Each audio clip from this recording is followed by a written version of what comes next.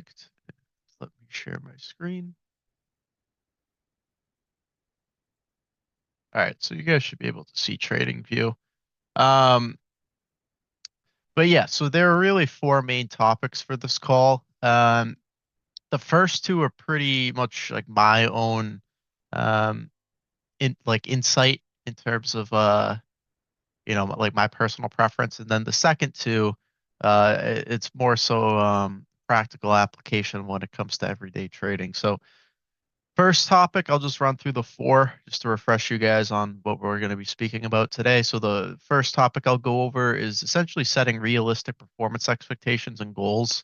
By that, I mean just in terms of what percentage target you aim to do from month to month.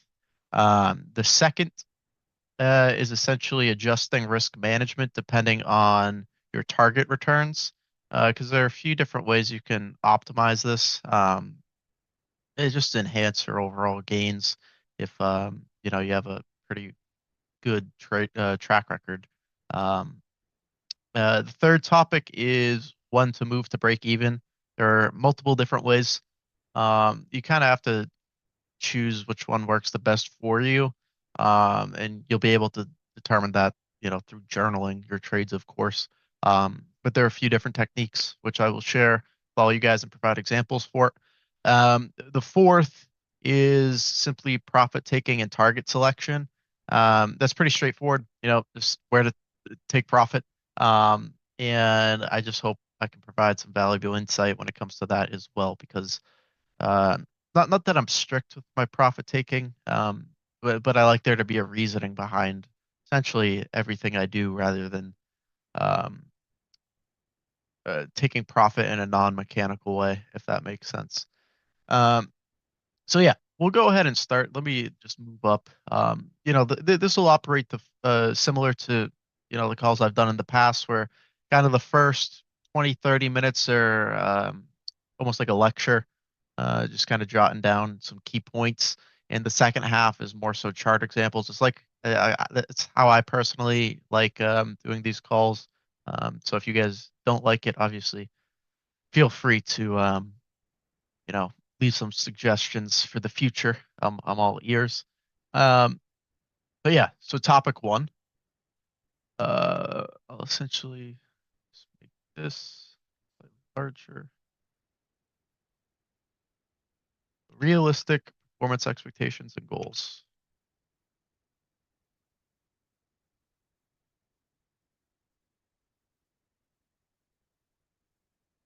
So, what do I think is realistic and sustainable, right? Because we're not here to trade and make 100% in a week, right? We want something that'll give us realistic returns that are attainable week after week, month after month, quarter after quarter, year after year, right? We want to make trading sustainable and something that, we can strive to improve on essentially, as opposed to just trying to hit a home run every single time you press the button. So really what I deem as sustainable, um, I know Joe has said something similar before, just with the prior conversation we had. Let's make this a bit smaller. So I'd say about 2 to 2.5% per week as a good goal, right? So 2.5% week, and that translates to 8 to 10% per month, right?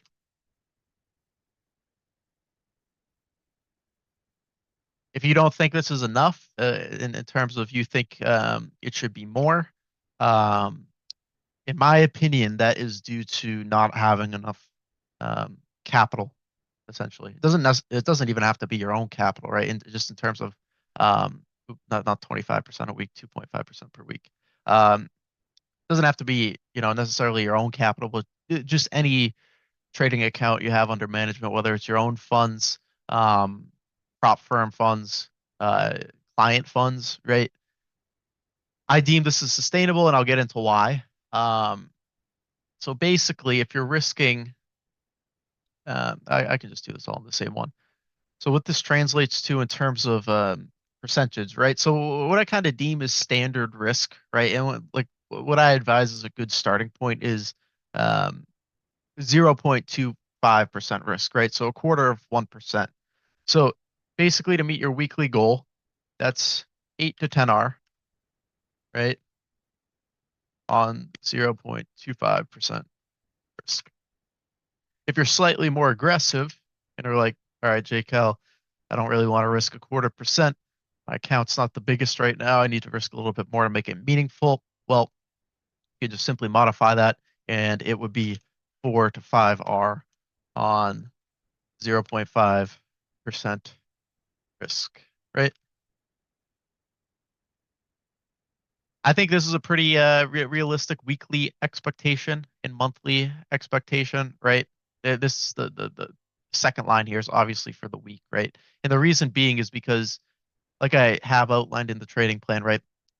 For a trade to be taken, it should be a minimum of 5R, right? So essentially, to reach your weekly goal, if you're aiming for, let's say, 2.5%, right? That's two winning trades, right?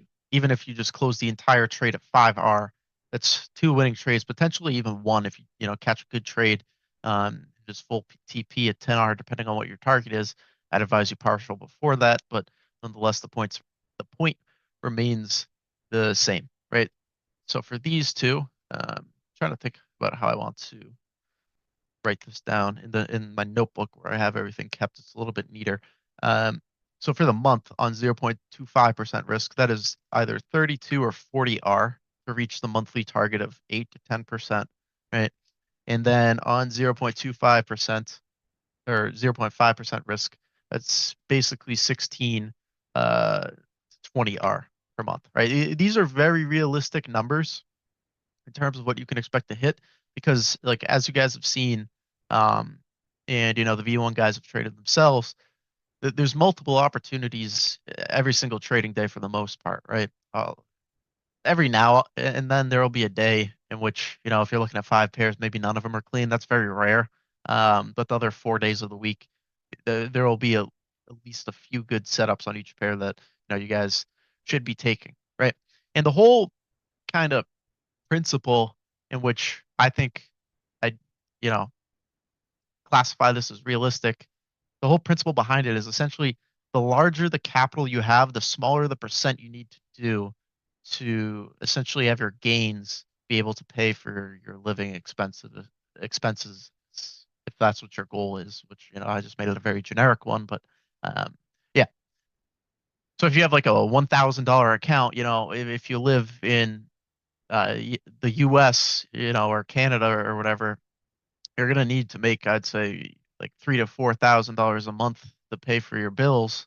Maybe five, depending on if you're in the city or not. Um, and that's almost 500% of your account. You're never gonna be able to do that. However, if you go the route of leveraging prop firms, $400,000 account, right? Or say you have two 200Ks, you do 5% on that, that's 20,000, right? And then they take the 20% fee for letting you use their firm. Essentially, you're still left with 16, right? Like that's a decent amount of capital. That's more than um, yeah, a large portion of the population. But yeah, that's really what I would deem as realistic. So, without me speaking um, too much more into this, just identify a percentage which you're fairly confident you can meet every week. I think the sweet spot is 2 to 2.5%.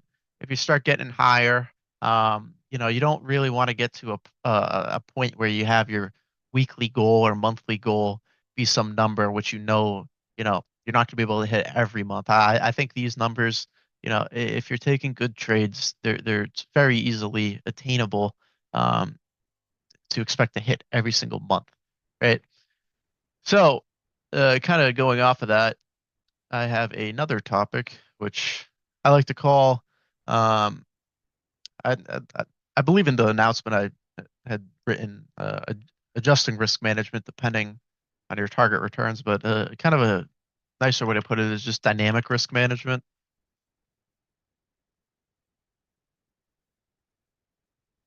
Just gonna move this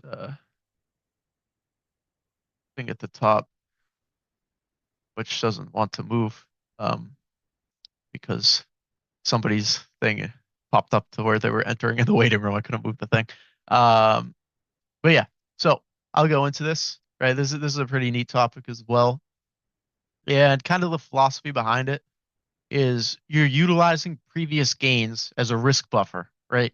So you start the week, your account's at $100,000, right? You get it to a point where you have a risk buffer, right? Meaning you've, built profit during the trading week. And if you truly want to experience exponential gains, um, you can utilize the profit buffer you built to be more aggressive with your trades. So what do I mean by this, right? I'll provide an example, right? So 5R trade, right? Now let's say this is 0.25% risk, and obviously assuming you win the trade, right? That's a 1.25% return, right? Now, if you've been doing quite well and are fully cool, essentially, with risking the entirety of your gains, right? So 1.25%. On the next trade, essentially what you can do is just risk 1%, right? I wouldn't advise going above that just because, if you experience any sort of slippage or something like that, especially with tighter stop losses, um, yeah, that can significantly negative negatively impact you, right? So next trade, 1% risk, assuming you win the trade, that's 5R,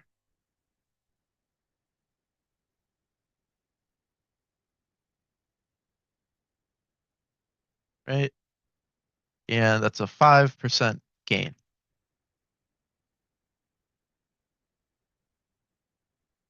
So your net gain at that point, right, is 6.25%. If you lose the trade, right,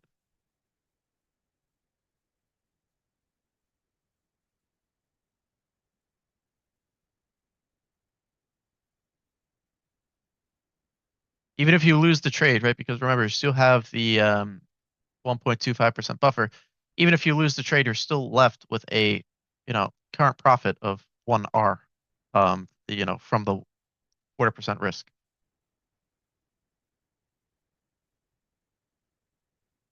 So you're still, either way, you're still above your starting balance for the week, right? Now, if you lose the trade, right?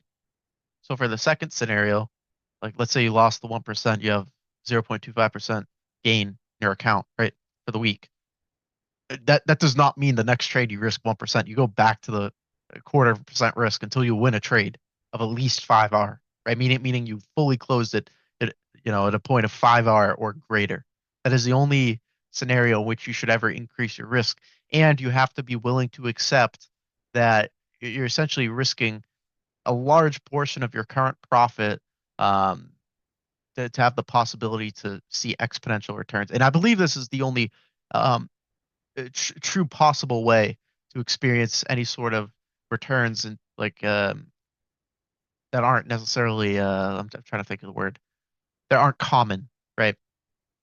Reason being is because if you always traded a fixed percentage, right? Let's say 0.25% risk, your average um, TP is 5R, right? Like, so that's going to be 1.25%. If it's 7R, it'll be 1.5%, right? And let's say all your winners are 7R, right? You're just always going to be at the point of where you gain 1.5% per trade, right? Now, obviously, you build confidence over time, and once you get to that point, um, you kind of, at least in my opinion, there needs to be more risk taken, right? Like you should never really stay in the same spot in terms of always risking the same amount, right? Um, Good example, right? I don't know if you guys have ever seen the movie The Big Short. Michael Burry, I think Christian Bale plays him. He essentially bet his entire hedge fund on the housing market collapse in 2008, 2007, 2008, right? In which he, generated hundreds of millions of dollars in returns for himself and his clients. that's what I mean. Like, I'm not saying, risk your entire account, of course, but that's what I mean in terms of when you identify a nice trade, a nice opportunity, and you already have that profit buffer built, that's the point where you need to start, um, stepping on the gas a little bit, testing the waters. And worst case scenario, you lose the trade, you lose 1%. And like I said, and per the example, you're still left with a 0.25% profit, which is 1R return off of standard risk of 0.25%. Right. So, with all that said and done, that's just, kind of my insight. Put some ideas in your guys' head. It depends whether you want to use it or not. I recommend you do. I'm just speaking out of my own experience. So do with that information as you wish. Um, Next topic. I wanted to speak on moving trades to break even, right? Because I know there's probably a lot of different ways people do this. And to be honest, there's a few different correct ways to do this. I'll just jot down some notes, and then after we'll go into chart examples, right? Kind of like what I said before.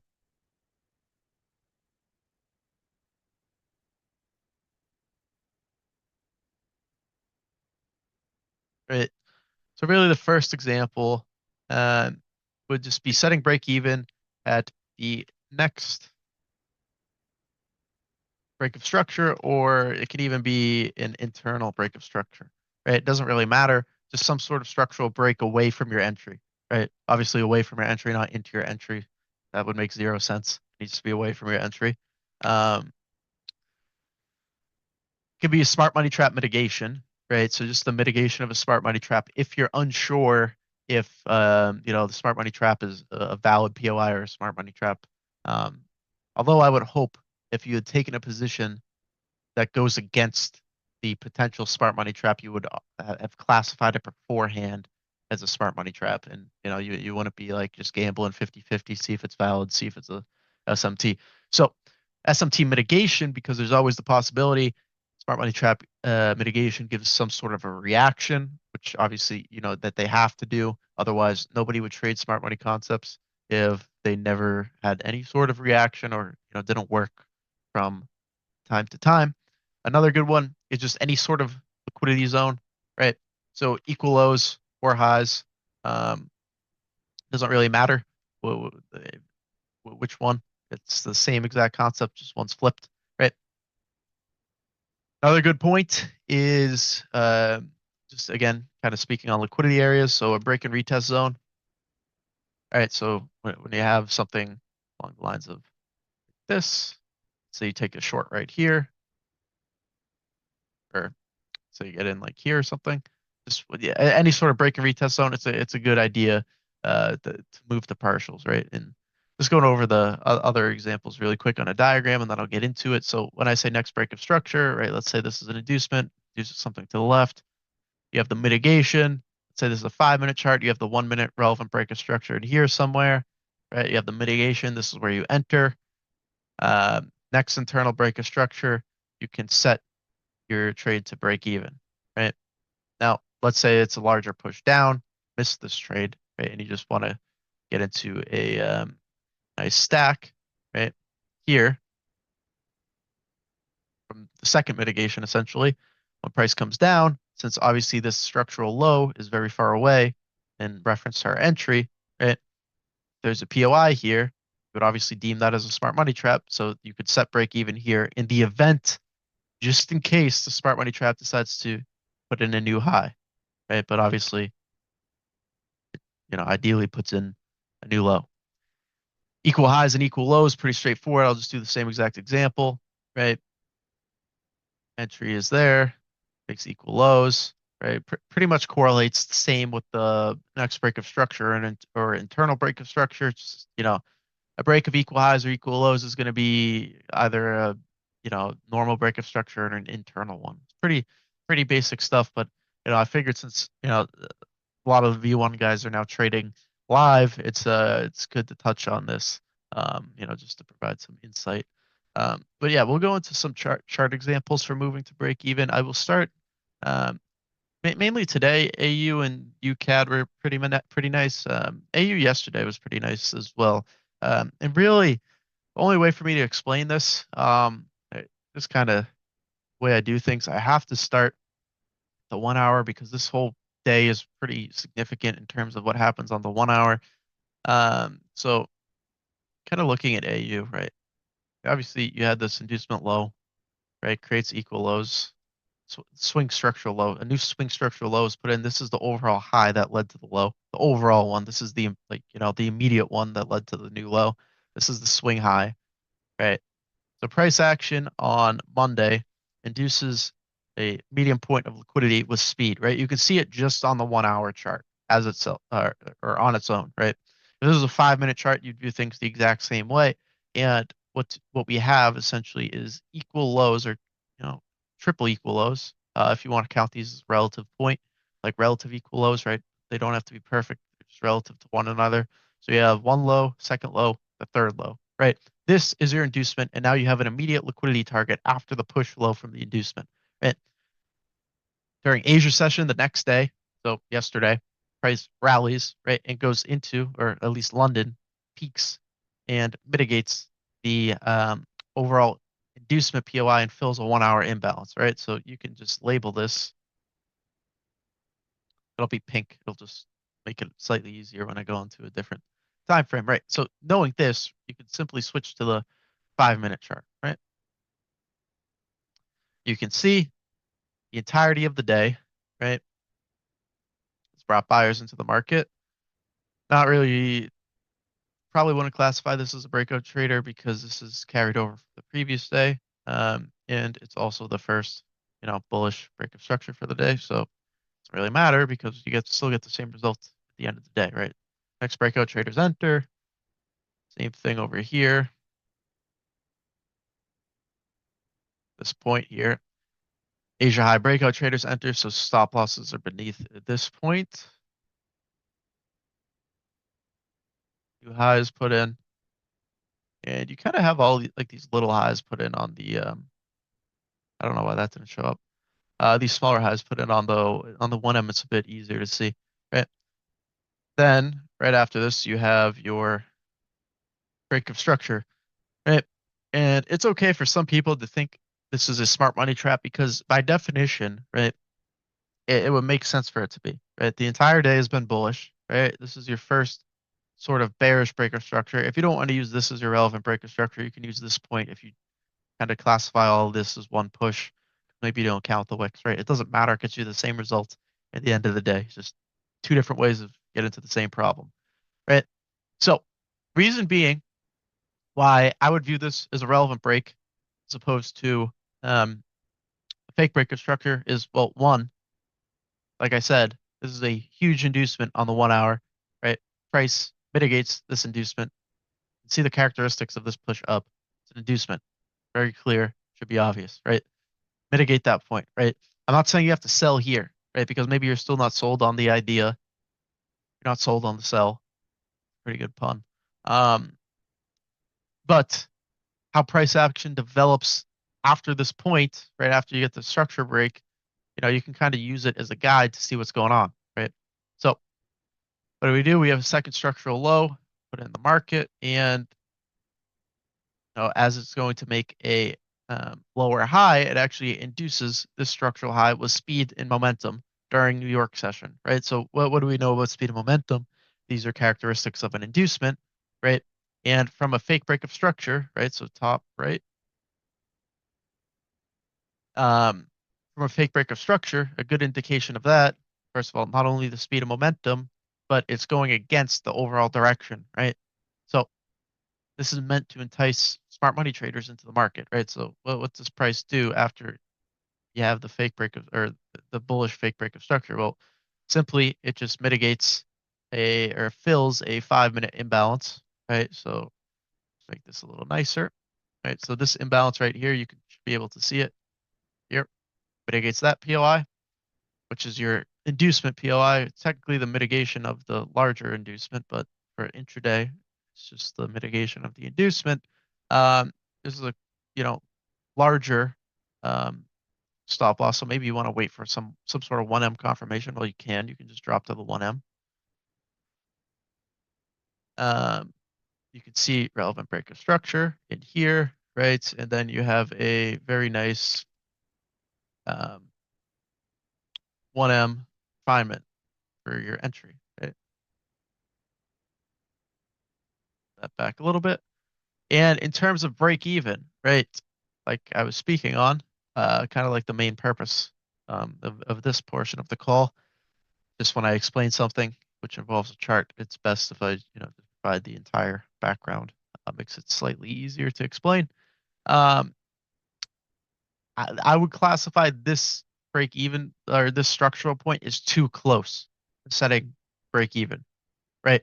So in this case, right, if you entered off of the mitigation of, just let's say this POI here, stop loss will be above the high, of course, right? And then me personally, the best place to set break even is after the second low is put in away from your entry. If it's very close, right? For example, this is uh this low being put in here is 1.8 pips away from your entry, right? All price has to do when it pulls back up here is come back and mitigate this ever, slightly more, and you're taking out break even for a good trade idea, right? So if you get this really congested bit of price action, it's best to wait for the second low to be put in away from your entry. This is mainly for 1 minute entries. It doesn't really um, happen too much for 5 minute break even protocols since 5 minutes a little bit more expanded. So this would be the first low away from your entry, and then this is the second low, right? Another technique you can use is obviously to extend that slightly. I would still deem this as a little, like I said, as due to reasons before, that this is what I would mean, or this is what I mean when I say the break and retest, right? There's obviously a break and retest zone, right? Because the structural high is retested on the 1 minute, gives some sort of reaction. But like I said, I don't think this is the best um, place to set break even due to the fact, like I said, you can just simply pull back up higher, remitigate this high, right? So in a case like this, if you wanted to set break even on the 5 minute, what you can do is, since we know that we had a bullish fake break of structure, smart money trap mitigation, right? Just the imbalance candle, right? The clear one that I see. The true um, demand candle that's a smart money trap would be, the bearish candle before the bullish push, but the imbalance candle is slightly above it, right? So that's the smart money trap. If you wanted some more breathing room, you can just set it on the mitigation of the smart money trap, right? This is a smart money trap. They're the imbalance candle created from the fake breaker structure, so that should be taken, right? Those are kind of a few examples in terms of where to set break even, right? We'll dive into another one. I believe UCAD had a nice opportunity, which I will go over. It was during London session, right? So UCAD, just looking at it on the 1H, right? At least what I see, and hopefully most of you guys see. Equal lows being induced, and we're left with, relative equal highs up here, right? So we induce low to go higher, right? You have a range of price action. We induce low with speed, right? This is the push that leads to the inducement. So it's a smart money trap, right? It's the supply candle or the imbalance candle that directly leads to the inducement low, meaning when we come back up to mitigate this, this is a smart money trap, right? I believe, I think Sango said it on Monday. I don't remember if it was UCAT or UF, but I remember reading that he had deemed this as a smart money trap. Um, so nice job there. Right. On the pullback, we simply just mitigate the inducement, right? And obviously, the aim is to trade it higher at this point, right? So in today's price action, well, what do we do? If we can expect bullish price action and we still haven't taken the high of the smart money trap, which leads to the inducement low. First, previous daily high is broken above, but we don't view that as a inducement to trade away from. That's more so just targeted liquidity, right? Due to reasons I just explained. And price slightly after Asia ends induces internal structural point, right? Because this is your leg. This is an internal point in here. This is too early to be trading, but nonetheless, you can still look at it in terms of understanding price action. When you get to the charts, this is something you should look at, not something you should directly trade, in my opinion. right? Following that, we have a relevant break of structure, a bullish one, right? And during London session, which is right here, we have an internal fake break of structure into a break and retest zone, right here. So it's a liquidity zone into the decisional POI mitigation, right? This point here. Um, Obviously, the decisional because the extreme is left unmitigated, and I personally think it's better that it mitigated the decisional rather than the extreme, because I think it would be very suspicious if price came all the way back to the extreme just to mitigate out of it, and this was set at 1 in the morning, which is or 1:10 in the morning, which is 50 minutes before Frankfurt Open. At least with the decisional, POI is actually created 15 minutes into Frankfurt session. If you don't want to enter directly off of the decisional, that's fine. You can just wait for the reaction. There's a, there's a nice reaction on the 1 minute here. And price just mitigates the imbalance, right? So if you have a 1 minute entry, right, the logical place to set break even, right, would be this high due to the fact, um, contrast to the example on AU, this is not 1.8 pips away from our entry. It's actually almost 5 pips, right? So this is enough if you enter on the mitigation here to set break even at this point here, right? That is the traditional way in which I personally set my trades to break even. For a 1 minute entry, it's usually just a 1 minute break of structure, and it really doesn't matter if it's internal or external. In this scenario, it's internal, right? Because um, this is the push down, right? And then this is just the internal high or low, and then the new high is put in. Sometimes if you strictly use external, you'll have to wait quite some time before you set um, your trade to break even, because in this case, the new external high, I believe I said it was this before, but just looking at it, this is bullish, right? So high, then overall low. It will be this high. Because, yeah, like you can see the high, low, and then this is the external high, right? Reason why you don't want to set break even here is, first of all, if you're in this long, right? So it looks like the Asia high, it's about 7 or 8 R, something like that. This is more than halfway to your take profit, right? So at least logically thinking, it does not make sense to set break even at all if you're just going to wait for price to be closer to your target um, uh, before you set break even, right? At that point, just don't set break even and let it either be a full on TP or full SL. I don't advocate for that, but I just don't think it's a very logical thing to do to have a break even point more than 50% away or closer to your TP, right, than it is to your entry, right? So this scenario, it would just be right here, right? So obviously, looking to the left on UCAD, right, we can see that price induces Asia high, or so breaks Asia high. I wouldn't really classify this as an inducement because it's not like we're trading away from Asia high. 'Cause we're expecting higher pricing. Once price takes out a actual medium liquidity point, right? These are relative equal highs, right? During New York session, you can see the speed and momentum kick into the market to the top side, right?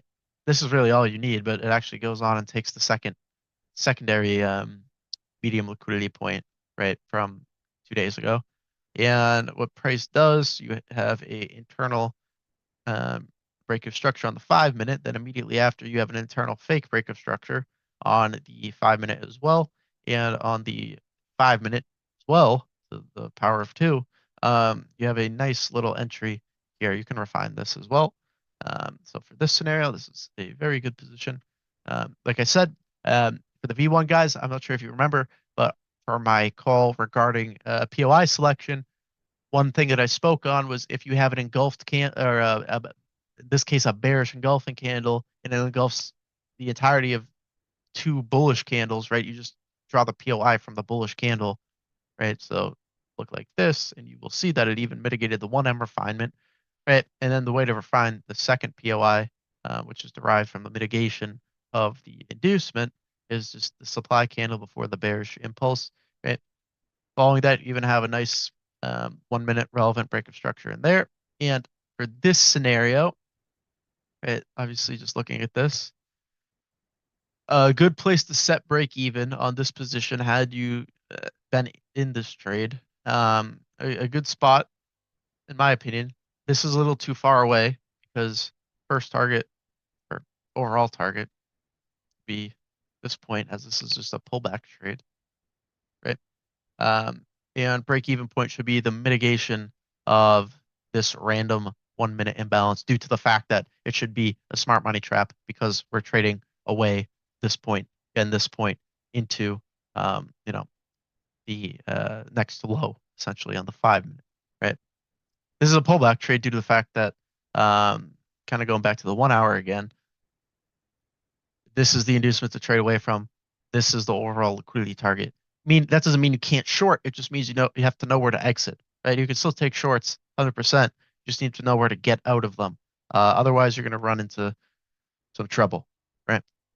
So, profit taking, right? That'll be the next topic of the call. I feel like I skipped an example I wanted to showcase. I have to look. I think that was all of them. Oh, no. I wanted to go over AU moving to break even. AU today's price action. Right. So AU, again, going on the 1 hour, we already discussed this. This is the point to be trading away from. This is the clear. Oops, I just hit my Windows button. This is the clear liquidity target, right? So shorts, in my opinion, are valid until this low is taken. At the point in which it's taken, you have to wait and see how price action develops before adjusting your bias, right? Going to the 5 minutes, right? What I see during Asia session is clearly we have bearish structure to the fact that we have, just broken this low, right? This is one bearish leg. And what I see kind of coming into the end of Asia session here is some sort of inducement high because kind of like the bias, which we already predetermined was short, right? And then we have a internal, well, relative to this leg, all this stuff is internal, but just a bearish break of structure, essentially, internal break of structure, right? So you have an internal break of structure following this, and then a very nice kind of mitigation is during Frankfurt session or London session. The mitigation of this supply POI, right? Reason why, I think this is nice is because if you look to the 1 minute, I'll show you. You have a very nice trend line, right? I go through the wicks. It's fine because as long as you don't go through the bodies, um, that's fine. Just the wicks they'll vary from broker to broker. Usually the bodies are pretty consistent. So you can, what I mean by go through the wicks is, see how this point here, the second tap, I kind of went through the wick to adjust it to make the third tap work. What I see is a trend line. It has 3 taps, right? And then with speed during London session, we induce the third tap, right? And just simply mitigate the 5M POI. And then there's a nice secondary mitigation of a supply candle, which mitigated the larger POI, right? So in this case, right, kind of our last example of where to set break even. Let's say you had taken, I'll go over both of them. If you had entered here, right, this is a fake break of structure, right? So this is a smaller one. It's on the 1 minute. It's still a fake break of structure. Your SMT, right, it would be this point here, right? Because that's the overall low, right? So if you're entering off of the 5 minute, right, enter here, stop or break even at the smart money trap mitigation. You enter on the 1 minute, right, your entry is a little bit more refined. Good place to set break even is just at the next low, right? Because again, this is, I forget what the first example was, but it's not 1.7 or 8 pips away from your entry. It's 4.3. It's enough, right? But yeah, that's pretty much what I wanted to dive into in terms of setting break even or moving your trade to break even, right? So the next topic and the final topic I wanted to speak about for, roughly the next 15, 20 minutes is profit taking, right? So I'll just my chart up and kind of just jot down some principles behind it.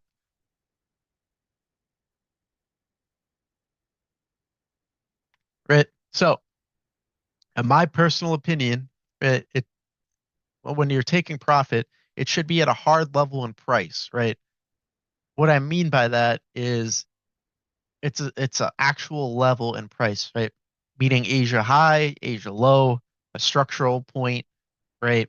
Um, smart money trap reaction, smart money trap being induced, a previous daily high, a previous daily low, right? Those are all hard levels in price, meaning, you can see them on the chart. Um, I'm not the biggest fan of, you know, intuitively setting or profit or yeah, intuitively profit taking, meaning just taking profit at some, when it quote unquote feels right. That's never been the way I've gone about things. It's just not my preference. I understand it might work for some. But I think it's best if you have proper reasoning behind why you made the decision to take profit where, right? Um, so kind of for the first one, hard level and price, right? I just explained that. I won't jot down the examples as well. Um, and another point is, I believe I've been asked this a few times, but when you if you decide to partial your trades, right? I advocate that you should partial just because you're just taking money off the table, and I don't think anybody's ever lost money from partialing unless you take 1% partials, so something weird like that. Usually a good rule of thumb is 50%, 50 to 80% partials. It kind of depends how far trade is running, right? And they shouldn't be taken before 5R, in my opinion, because if you're taking partials at less than 5R, the first point is I don't necessarily think it's the best trade idea. The second point is that it's going to drastically negatively impact your overall return for your trade, right? If that makes sense. So, partials,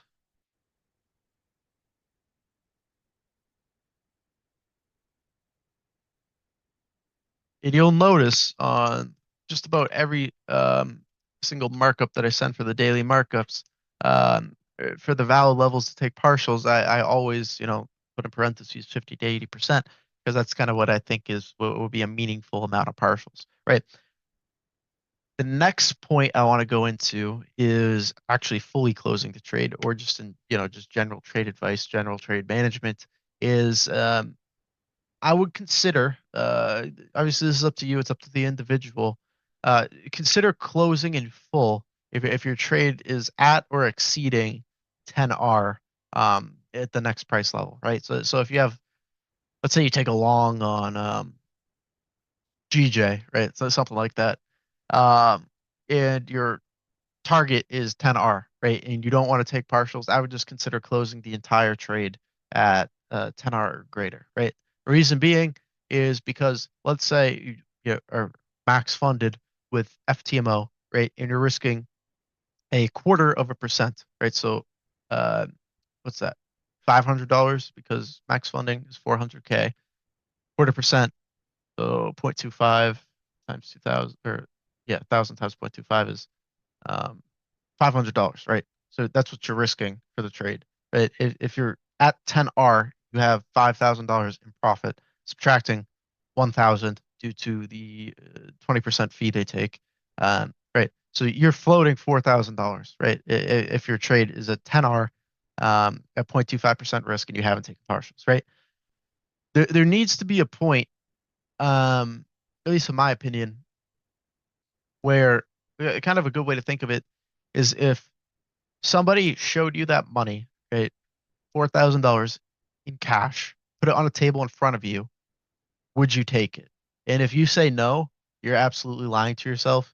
And um, yeah, that's just my opinion. So yeah, if you're at like if you have a good trade running, just kind of think of it in visual terms like that. That will really assist with profit taking, and I think it can be beneficial. That way, you're never in the scenario where you're floating 12R, right? And for whatever reason you want to see it go to 20R, it doesn't. Price reverses, you're taking out full break even, right? You're floating 12R, whatever that would be, $4,800, something like that.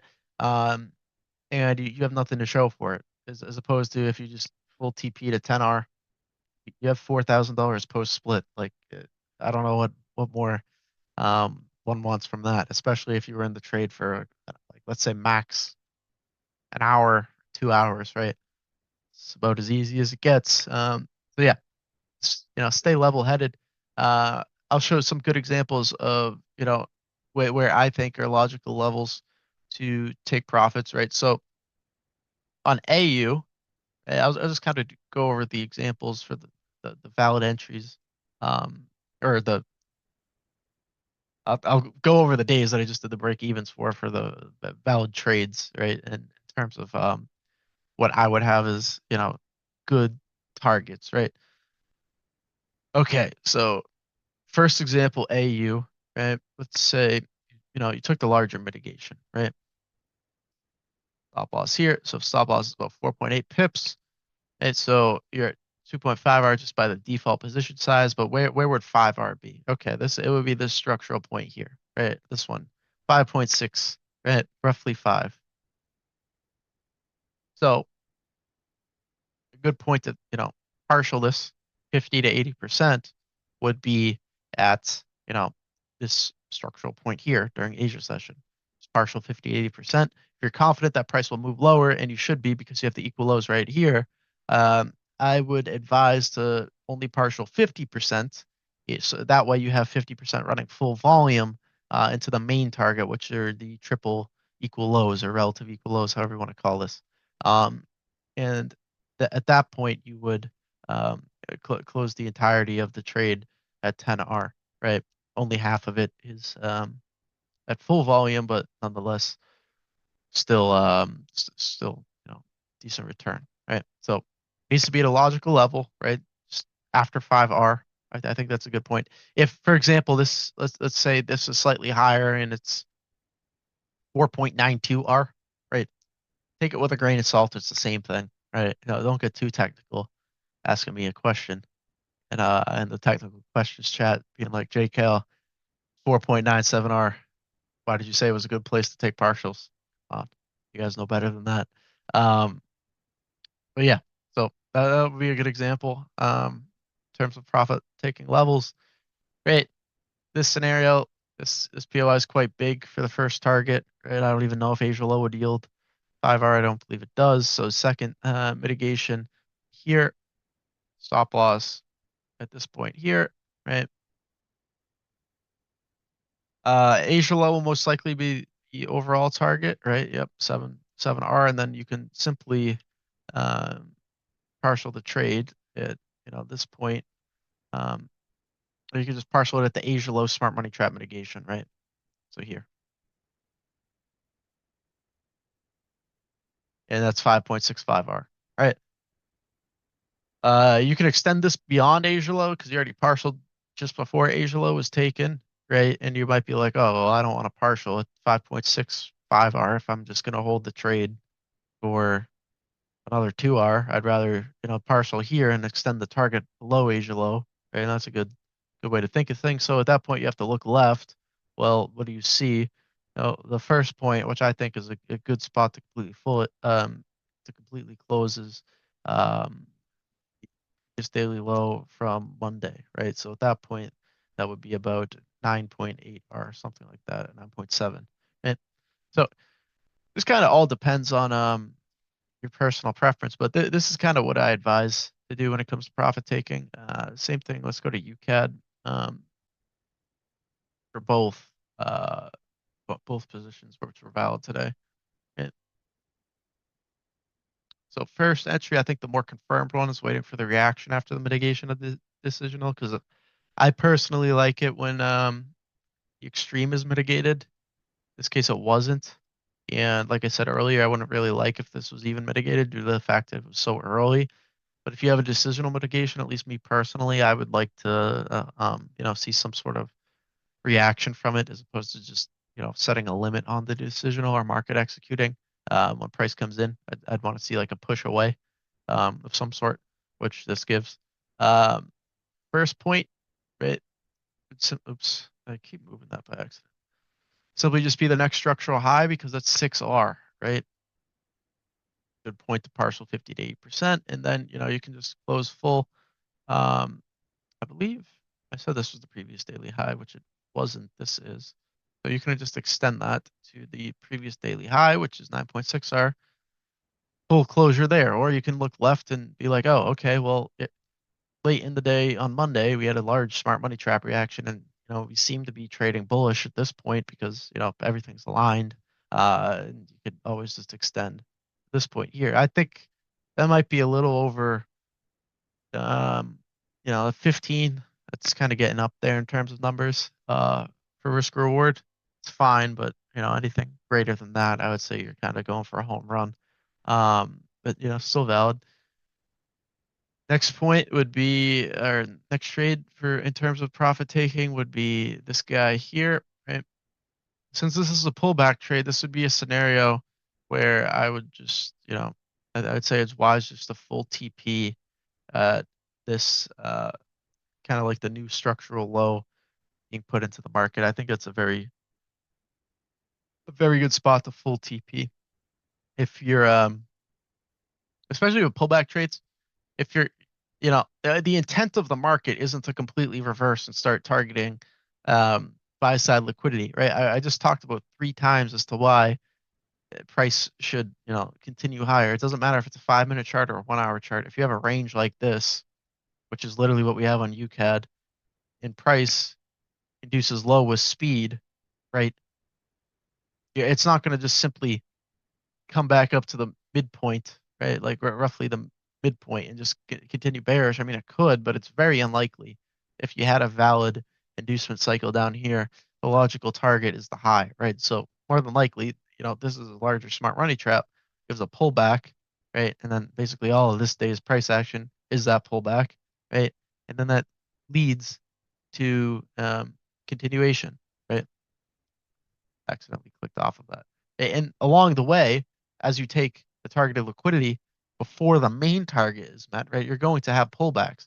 So intraday sells could be valid for full day here, right? I'm not saying that they are, but it's a possibility.